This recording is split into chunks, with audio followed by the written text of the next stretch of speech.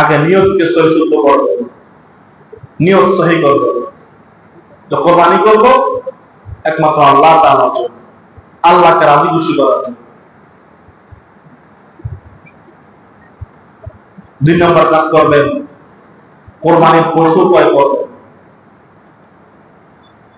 কানা, ল্যাংড়া, শিং ভাঙা, লেজ কাটা, হুগায়া কারি হয়ে রয়েছে এমন না, সুন্দর দেখে, সবকিছু ঠিক আছে, চোখ ভালো, শিং ভালো, লেজ ভালো, পা ভালো, খুব ভালো, হৃষ্টপুষ্ট, এগুলা দেখে, সুন্দর দেখে আল্লাহ রাস্তায় কোরবানি করবেন, কোরবানির পশু ক্রয় করবেন। কিছু সীমা আছে, যে বকরি, ছাগল, কুম্বা এগুলোর বয়স, গরুর বয়স, মহিষের বয়স, উটের বয়স, ছাগল খাসি যদি হৃষ্টপুষ্ট হয়, মোটা তাজা হয়, তাহলে 6 মাস হইলেও কোরবানি করতে পারবেন। নিয়ম হইল 1 বছর হওয়া। আর যদি 6 মাস হয়েছে কিন্তু দেখতে ভালো, মোটা তাজা দেখা যায়, তাহলে কোরবানি করতে পারবেন। গরু কমপক্ষে 2 বছর, ও কমপক্ষে 5 বছর। পশু ক্রয় করা, শরীক, অনেকে শরীকে কোরবানি দেয়।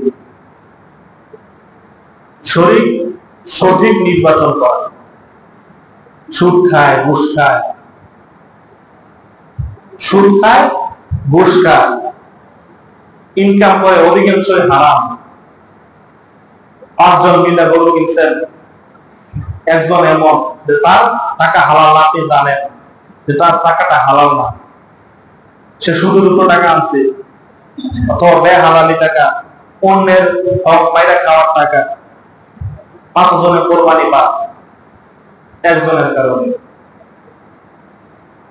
আবার যদি নিজেও যদি সুদের উপরে কিস্তি তুইলা কোরবানি দেন, এটা কিন্তু হইতো না, হারাম।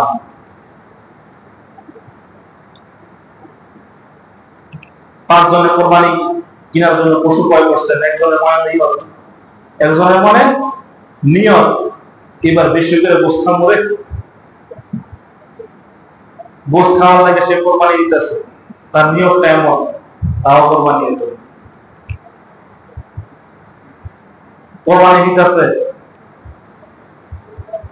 এই মোতাল্লি সাহেবের নাম কর,